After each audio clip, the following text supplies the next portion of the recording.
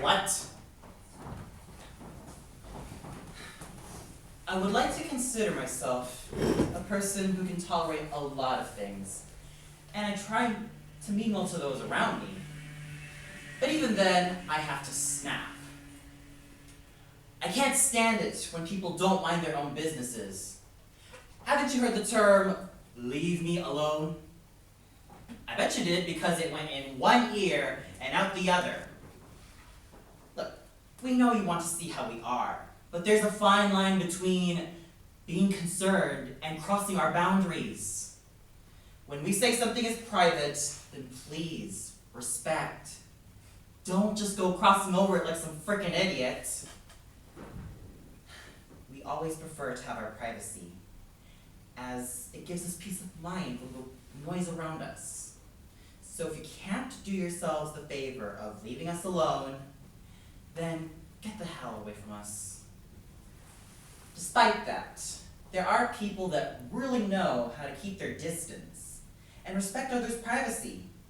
And when they do these, they show true, genuine concern, which benefits both sides. I can't stand it when men think with their penises.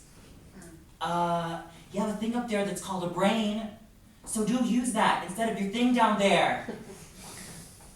And just because your wife doesn't want to have sex with you doesn't mean that you should act like a little bitch about it, or even act like such a sex bot that you would try to please her or have her be like her master and all that shit. Please, just calm the fudge down. It's not like the end of the world or anything. If you men are constantly expecting your women to do it with you all the time, then you're either just naive, a nymphomaniac, or you're just tied to your bullshit dogma. I bet you haven't heard the term, if you love someone, then set them free. Even though there can be men like that, there are men who are true gentlemen that never let their penises do their thinking.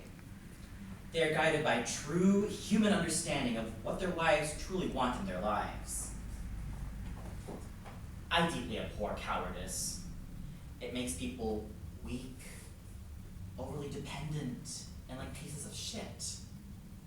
Please, do the world and yourselves a favor. Face your fears and just face the music, because nobody's gonna do it for you but yourselves. You can't hide forever from the truth, so I suggest you conquer it.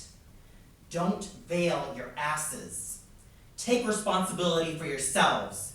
Don't fabricate filthy excuses, because you know you will have to face the consequences. There are people who take full responsibility of their actions, can face the music, and are very willing to swallow their pride.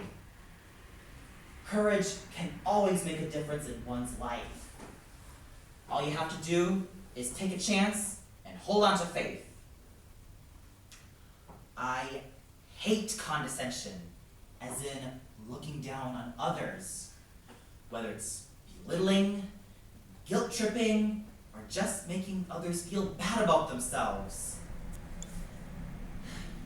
Oh yes, we're all flawed. We're all flawed human beings. So what makes you think you could call us a fail, or a baby, or a dickhead, and many other dignities?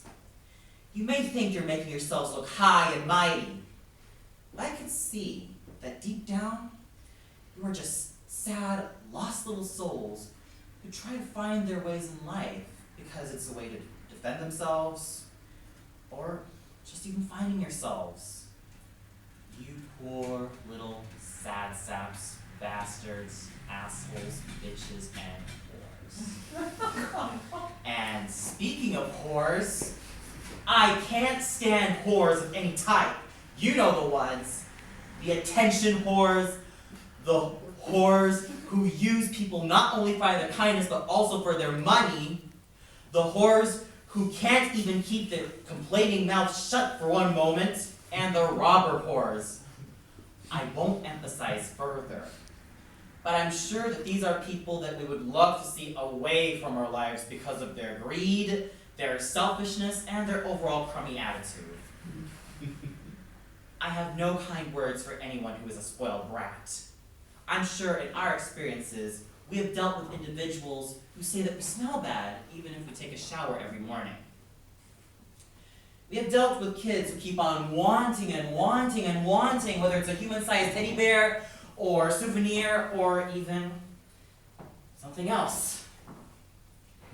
Their parents should be ashamed of themselves, for raising their children to be as insatiably greedy and materialistic as possible. These brats will wake up with the reality that once they live abroad, things like gas, water, electricity, and cosmetics will be a lot more expensive, and they will have to make sacrifices and not act like a bunch of whining infants. On the flip side, there are people who are genuine, humble, always willing to give a compliment, and have a sense of detachment.